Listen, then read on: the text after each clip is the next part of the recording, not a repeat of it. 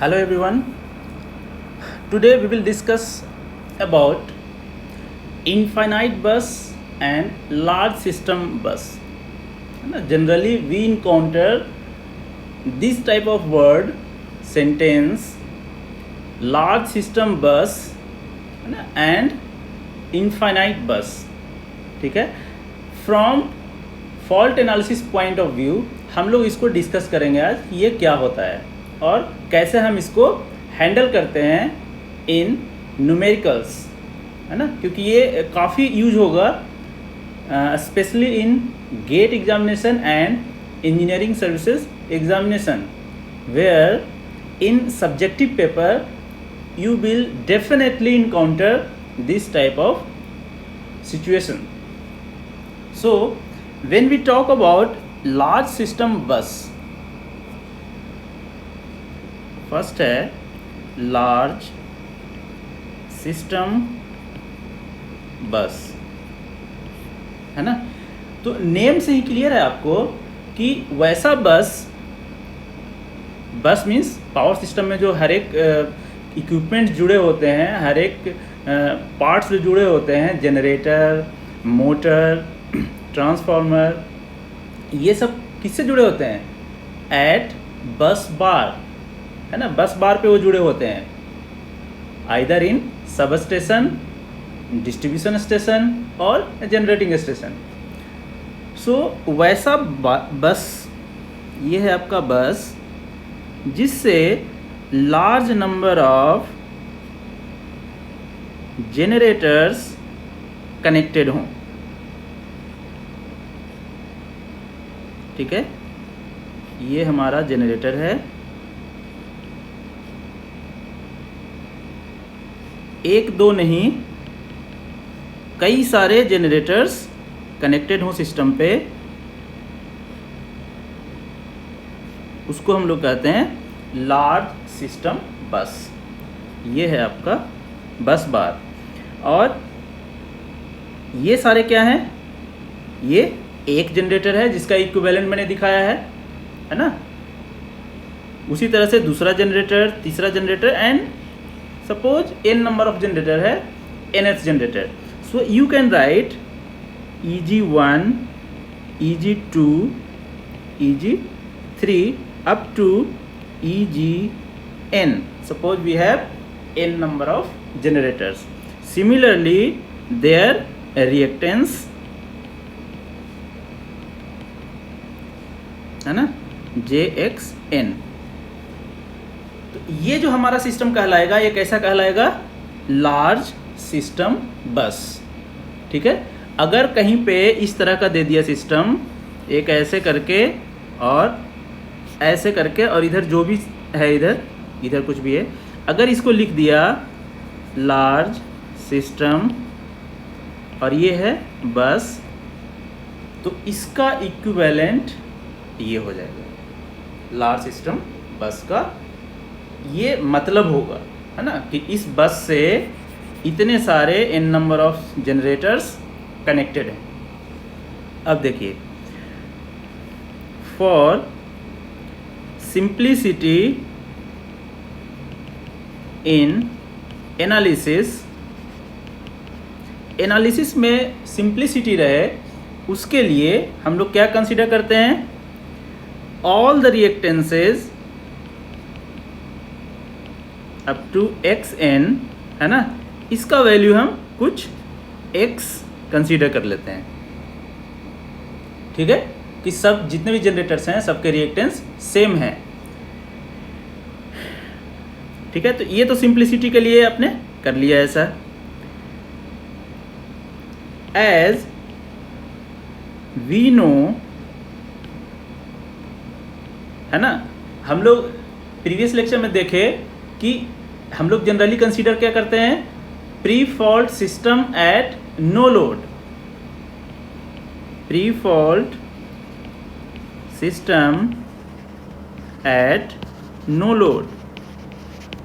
It means EG1, EG2 सारे जो EMF हैं, EGN, इन सब का वैल्यू आप 1 एंगल 0 फाइंड कर सकते हैं, क्योंकि सिस्टम हमारा नो लोड पे था बिफोर फॉल्ट, है ना। ये हमने लास्ट लेक्चर में देखा था। अगर आप समझ में नहीं आ रहा तो आप प्रीवियस लेक्चर में देखिए, बिल्कुल वहाँ पे समझाया गया आपको। So you get all the induced EMF value 1 angle 0। तो अब हम इसको रिप्लेस कर सकते हैं, इस सिस्टम को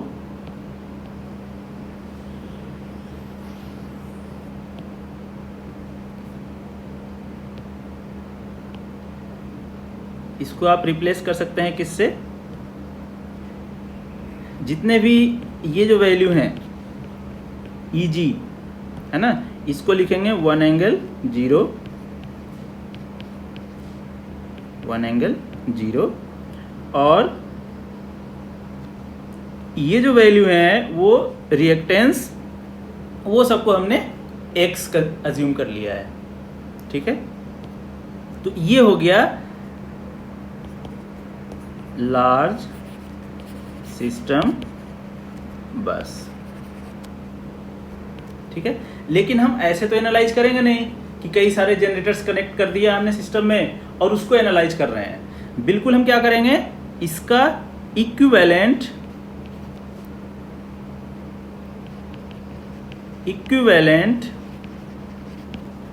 1 जनरेटर सर्किट, है ना, इसका एक जनरेटर इक्विवेलेंट सर्किट हम में इसको कन्वर्ट करेंगे।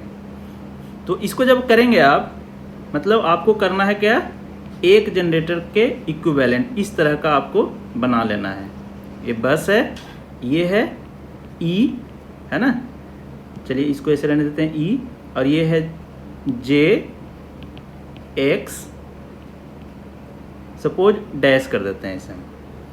ऐसा आपको इसको कन्वर्ट कर देना है, ठीक है। तो कैसे करेंगे आप पढ़े होंगे सर्किट एनालिसिस में मिलमैन्स थ्योरम, है ना, फ्रॉम मिलमैन्स थ्योरम क्या पढ़े हैं आप, if n number of sources with their internal impedance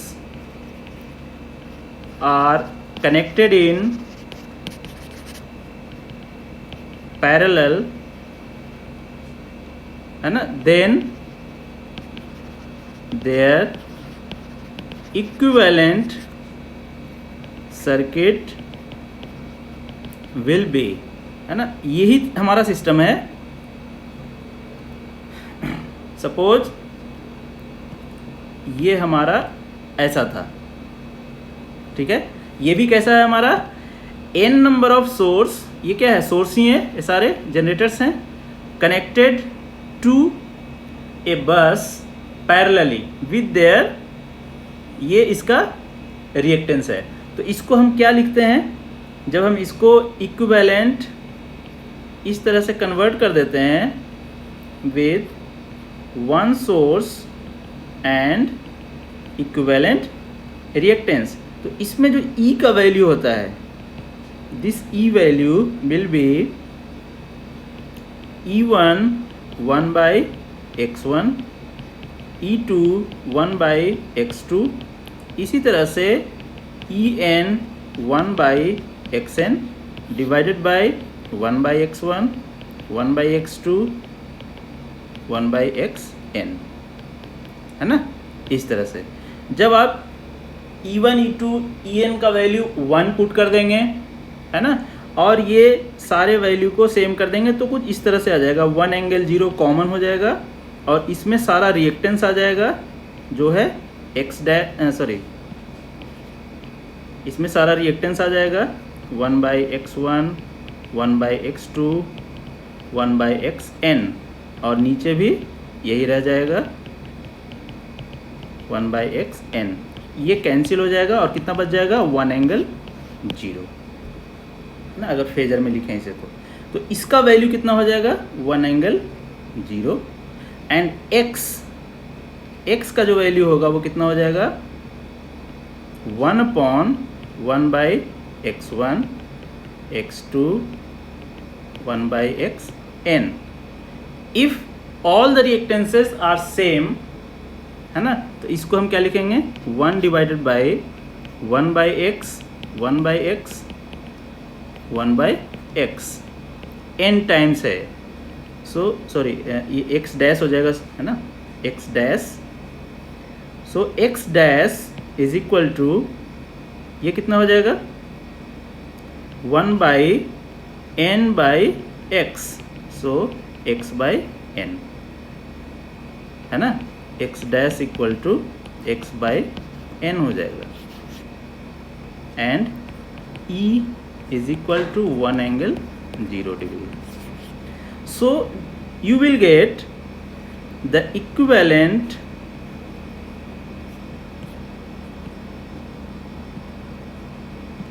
equivalent of large system bus like 1 angle 0 and j x/n।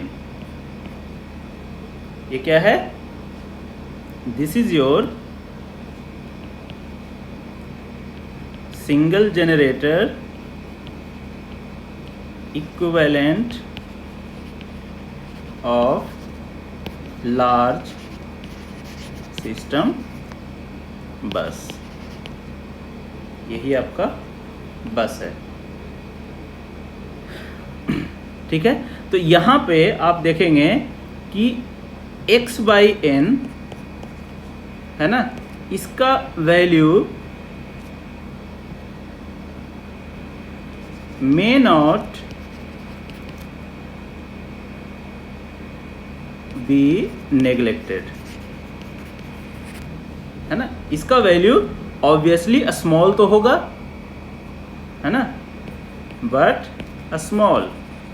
Small value होगा इसका x/n का, लेकिन हम इसको नेग्लेक्ट नहीं करेंगे, ठीक है। और ये सिस्टम में रहेगा।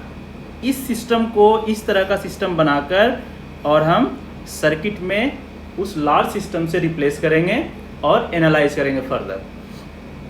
अगर इसी में हम इनफाइनाइट बस की बात करें, इनफाइनाइट बस, है ना, जिसका वोल्टेज एंड फ्रीक्वेंसी क्या होता है, फिक्स्ड होता है ना, no change with respect to change in load. Load में चेंज होने से वोल्टेज और फ्रीक्वेंसी में कोई मैग्निफिकेंट, है ना, सिग्निफिकेंट चेंज नहीं होता है। तो इसीलिए इसको हम लोग इनफाइनाइट बस बोलते हैं। इस इनफाइनाइट बस का मतलब हुआ कि ये जो सिस्टम हमारा है, it means n tends to infinity, है ना। मतलब हुआ कि ideally infinite number of generator connected